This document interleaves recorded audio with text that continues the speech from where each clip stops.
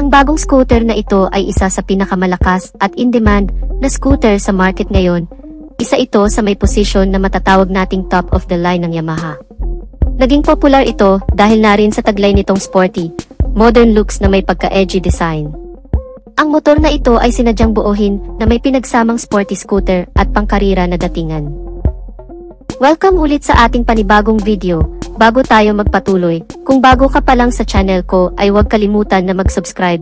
Pakihit na rin ang notification bell icon para lagi kang updated sa ating mga bagong video upload. Isama mo na ring pindutin ang like button bilang suporta sa ating munting channel at huwag din kalimutang i-follow ang ating Facebook page.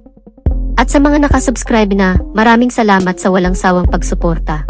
Inilabas din kamakailan ang bagong update ng motor na ito, na isa rin sa nangunang motorsiklong scooter ng Yamaha dito sa bansa. Ang concept naman ng motor na ito ay pang sporty scooter, medyo may pagka-sporty na din ang datingan ng motor na ito. Kaya naman marami din talaga sa mga kababayan natin na wala sanang planong magmotor, pero napapabili na din talaga sa scooter na ito, dahil nga sa angking karisma ng motorsiklong ito.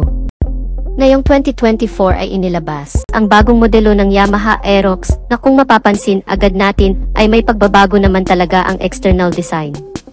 Meron na itong new looks, new design sa kanyang mga color variation, with new generation decals or sticker design na sinasabay na sa makabagong henerasyon natin ngayon at tinatarget ang mga kabataan sa kapanahunan natin ngayon.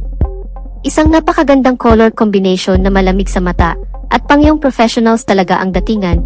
At kung susuriin natin ang overall engine specification ng scooter na ito, ay andyan pa din naman ang overall engine specs na powered by 155 cubic centimeter engine displacement, naka 4-stroke single cylinder, single overhead cam, at naka 4 valves na ang makina nito. At syempre isa sa nagpapaganda sa makina ng Yamaha ay ang kanyang Blue Core technology, na kung saan tinutulungan ito na mas mapalakas at mas mapaganda ang performance ng makina. Ito rin ang dahilan kung bakit napakatipid ang pagkonsumo sa gasolina ng motorsiklong ito. At syempre hindi pa rin mawawala ang VVA o Variable Valve Actuation. Ito rin ang dahilan kung bakit na-maintain ng motor na ito ang fuel consumption na nakasaad sa mesmong detalye nito. Masabak mo man ito sa paahon, malulubak o city riding, ay parihong-pariho lang din ang ikokonsumo sa gasolina nito. At isa rin sa nagagawa ng Variable Valve Actuation ay ang pagpapalakas ng engine performance sa balansing pagkonsumo ng gasolina. Naka-liquid cool type din ang cooling system nito, kaya mas tumatagal at mas agresibong gamitin sa mga long ride dahil sa naka-liquid cool type na ang cooling system nito. Meron naman itong compression ratio na 11.6:1. Napakaganda talaga ng performance ng Yamaha Aerox. Isa din talaga ang scooter na ito na nagustuhan ng ating mga riders dito sa ating bansa. Dahil pagdating naman sa maximum power nito, ito ay may 15.1 horsepower at 8,000 revolution per minute. Habang ang maximum torque naman nito ay nasa 13.9 Newton meter of torque at 6,500 revolution per minute. At ang average top speed naman ng scooter na ito ay pumapalo sa 118 to 124 km per hour. So overall ay wala namang nabago sa engine specs, performance at sa overall details ng makina nito. At bukod pa dyan, ito rin ay may fuel tank capacity na 5.5 liters na kayang kumonsumo ang 1 litro ng gasolina sa 40 to 45 kilometers. At para naman sa iba pang features ng scooter na ito, pagdating sa kanyang braking system, ay naka-drum brake sa likod at naka-single disc with piston caliper naman sa unahan at equipped ito ng anti-lock braking system. Regarding naman sa lighting system nito, from headlight, daytime running light at brake light, ay naka-LED na lahat, maliban na lang sa turn signal lights nito na naka-bulb type pa lang.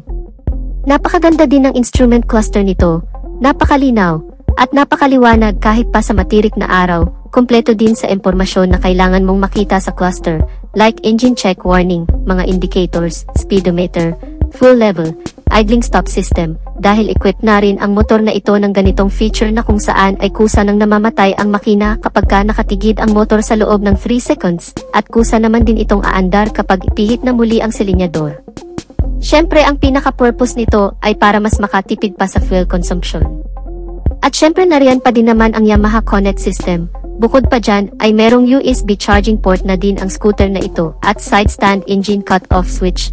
Andyan din ang keyless system na kung saan ay very secured na din talaga sa kung may magbabalak na nakawin ang motor. Dahil hindi ito basta-basta mapapagana ang ignition kapag wala ang remote o transmitter key sa mas malapit na part na kung saan madetect ng scooter na ito. Mapunta naman tayo sa kanyang suspensions. Naka-telescopic fork ang suspension nito sa unahan at naka-dual shock absorber naman ang sa likod. Naka-alloy wheel mags na rin ito.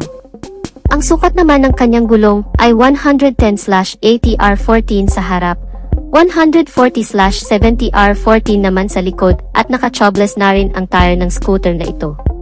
Napakalawak din ang underseat compartment nito na merong 24.5 liters of capacity na kasyang-kasya ang full face na helmet.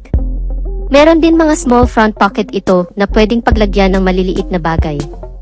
Napaka-comfortable na din ang posture mo sa scooter na ito dahil nakadesenyo talaga ito para sa comfort riding with its very wide comfortable seat at mahabang footboard para pwede mong i-reposition ang mga paa mo habang naglo-long ride.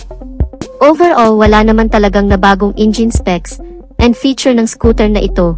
Ang na-update lang ay ang color variation nito with its decals and sticker design na mas naging aggressive pang tingnan at mas naging modern looks para sa mga nangangarap pang magkaroon ng scooter motorcycle.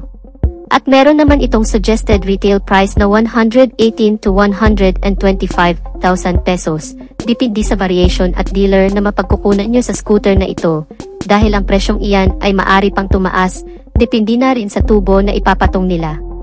Itong Yamaha Aerox 155 ay isa na rin talaga sa kasangga ng isa pang 155 ng Yamaha sa Pilipinas, ang Yamaha NMAX sa pagsikat ng Yamaha motorcycle dealer dito sa Pilipinas. At sa tingin ko ay medyo malapit-lapit na rin ang pag-upgrade nila sa mesmong engine nila, paniguradong mas tataasan pa nila ito. Dahil sa ito talaga ang inaabangan at hinahanap-hanap ng mga consumer sa ngayon, ang pag-update ng hindi lang sa external looks, kundi pati na rin sa internal specs and features nito. So dito na natin tatapusin ang video natin mga ka-Wizard Moto. Sana nagustuhan ninyo ang video, at kung nagustuhan nyo ay pakipindot ang like button bilang suporta na rin sa ating channel. At sa mga hindi pa nakasubscribe ay inaanyayahan ko kayo kapatid na mag-subscribe sa aking channel para lagi tayong updated sa mga videos na i-upload ko pa. Maraming salamat sa walang sawang pagsuporta. Ride safe and God bless.